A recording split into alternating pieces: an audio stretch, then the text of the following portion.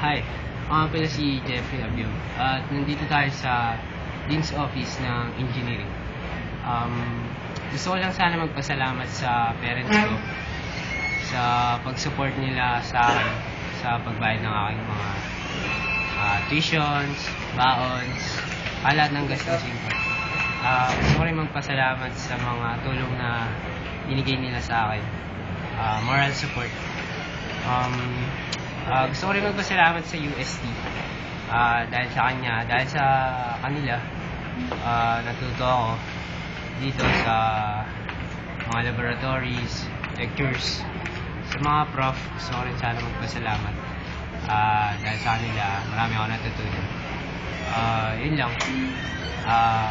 Ngayon gagraduate na kami, simula na ng kalbaryo namin. Sige, yun lang. Salamat.